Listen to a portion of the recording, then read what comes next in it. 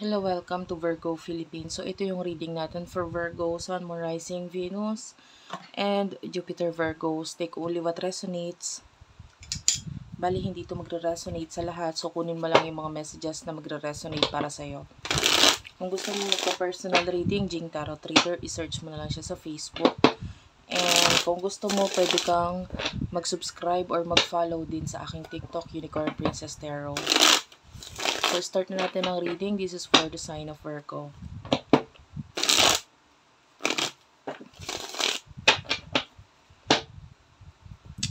Magpo-focus pala yung reading natin dun sa person na nag-iisip sa'yo ngayon.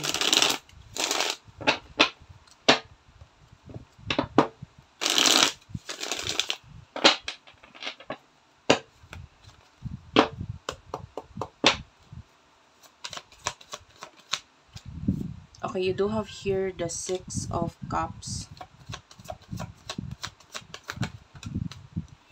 Queen of Pentacles, Three of Cups, okay. Page of Swords is at the bottom of the deck, and also the Ace of Swords is also here. Okay, I feel like itong person na nag-iisip sa'yo ngayon is someone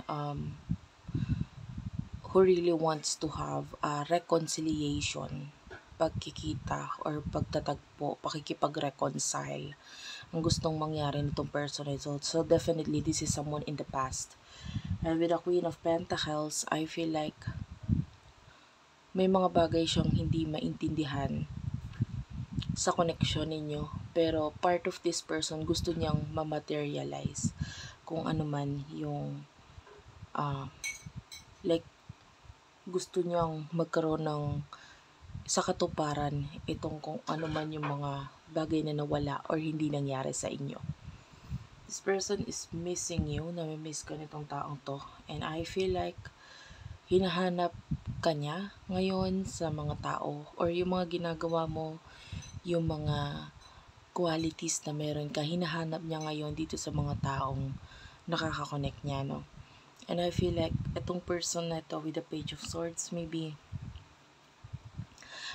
matagal na yung past ninyo. And with the Ace of Swords,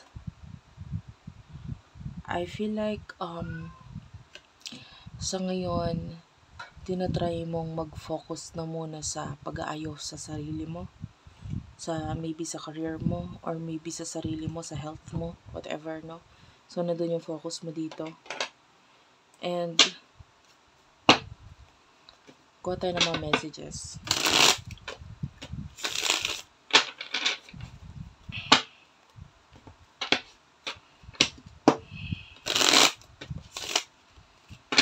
Para sa person na nag-iisip kay Virgo.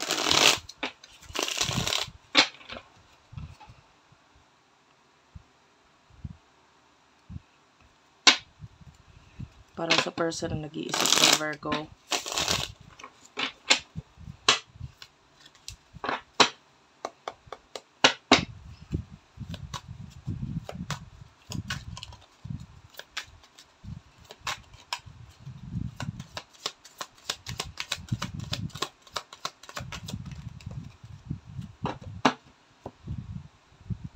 You do have here, if I follow you, I could lose everything. I miss you, do you? So, I told you this person miss you a lot, nami-miss ka niya. And you do have here, your family won't like me. So, maaaring itong person na ito is, nagfo-focus din siya ngayon sa growth niya. Gusto niya magkaroon ng pagbabago sa sitwasyon niya, sa sarili niya. Because feeling niya, the people around you, maybe your family, your friends, pakiramdam niya hindi siya kayang tanggapin.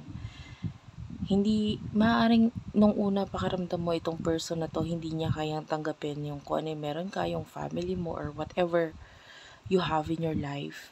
Maaaring feeling mo hindi niya kayang tanggapin yun, pero kabaliktaran. Tanggap niya lahat yun. Ang hindi lang siya sure is kung yung mga tao bang yun ay tanggap siya. Okay, ayaw niya maging outsider. You know what I mean? And with the, if I follow you, I could lose everything. I feel like maraming changes yung kailangan niyang gawin sa sarili niya. Dahil maaaring nung una natakot din siya dahil maraming sacrifices or marami siyang kailangan i-adapt or uh, sabihin na natin sa sitwasyon niya, kailangan niyang i-let go. Ayan. And maraming kailangan isakripisyo dito sa connection na ito. And might be in the past, hindi pa siya ganun ka-ready i-sacrifice yung mga bagay na yun. You do have your, I hope you'll wait for me. And you do have your the number 3. Ayan. So, maaaring ito person na to, hindi pa rin niya sinasarado yung pintuan ng connection ninyong dalawa. Pero parang nag-hope siya na sana daw ay hintayin mo siya sa kung kailan siya magiging ready or kailan niya magiging maayos ang kanyang sarili. Maaaring ito may kinalaman sa usaping financial, mga material na bagay with the Ace of Pentacle. Might be hindi pa siya ganun ka-ready i-present sa iyo ang sarili niya dahil sa kung ano yung mga material na bagay na wala siya. Okay? Sorry about that. Wait lang. Medyo mahirap siyang i-shuffle kasi makapal and maliit yung card niya. So sorry about that.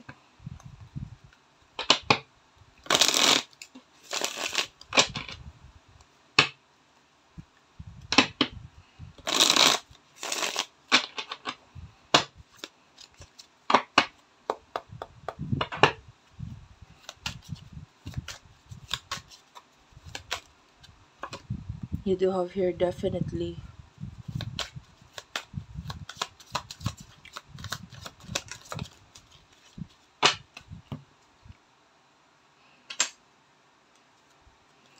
please give me time. I've never felt this way before. And you do have here, I'm too afraid to talk.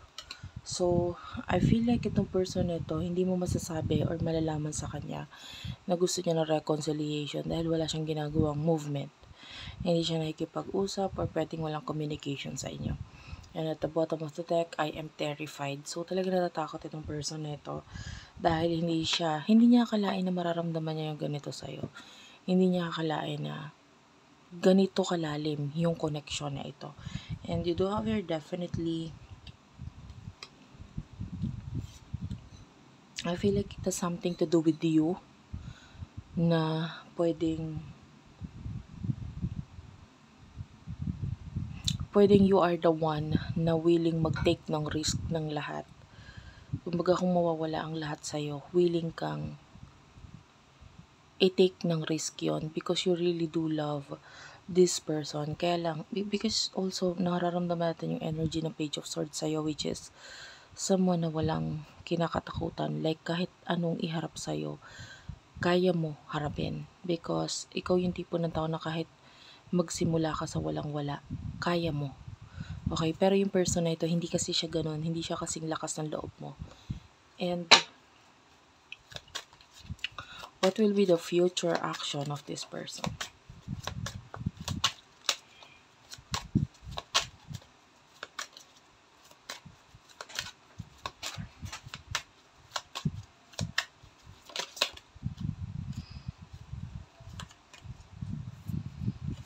This love scares me.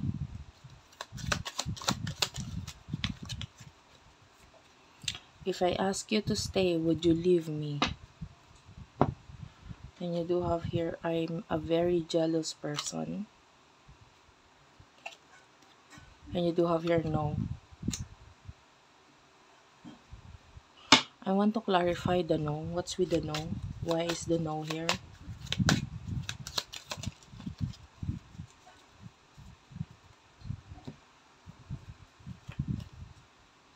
You do have your I'm ready and you matter. And the color is green. And then you do have your pink, and you do have your red. For what I can see here, um, possible na mga month of February, there's some kind of movement na gagawin itong person na ito.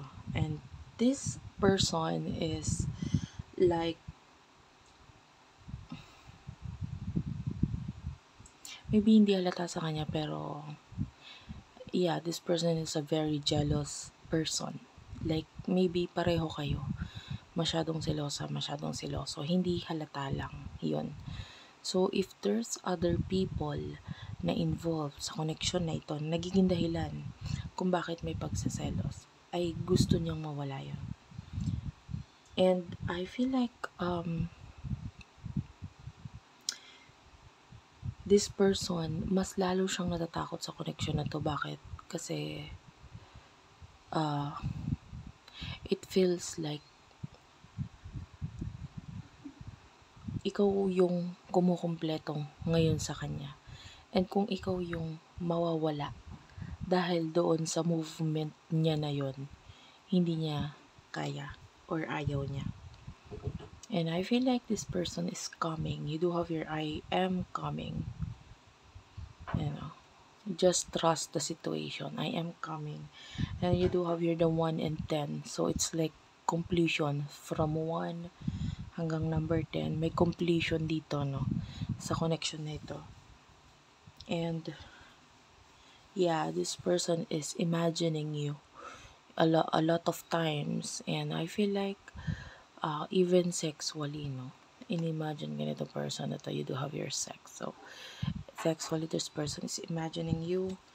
And this person, yeah, you do have your love me, and I am absolutely in love with you. So, mahal ka nitong taong to. Kaya lang natatakot siya. Yan, no?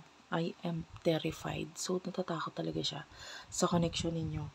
Maybe, kung may sarili siyang paniniwala, maybe may kinalaman sa religion, isa pa ito sa nakakadagdag na kung bakit siya natatakot. Natatakot siya kasi hindi siya sure doon sa connection ninyo, kung pwede, kung dapat bang ituloy, and I need time for me. Kailangan niya ng time para sa sarili niya. Kasi definitely, hindi pa siya handa, pero definitely gagawa siya ng movement para magparamdam sa'yo. And I'm feeling like February, the month of February, para sabihin or masabi sa'yo or malaman mo na nandyan pa siya or nandito pa ako. Yan. I just want space. So yeah, this person wants space, needs time para ayusin ang sarili niya. Okay? And ano gusto mangyari nitong person ito?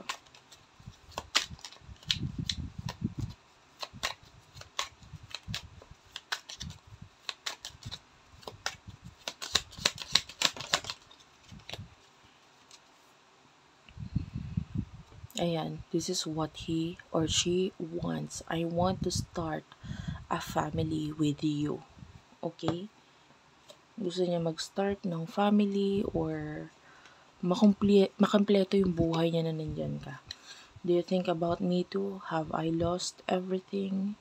Ayan, so yung question is kung nawala na ba yung mga taong dapat mawala dito. Like maybe I'm feeling like a third party situation, and might be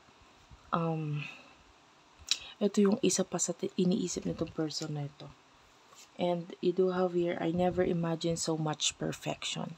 And nakikita niya na yung connection ninyo is a perfect connection.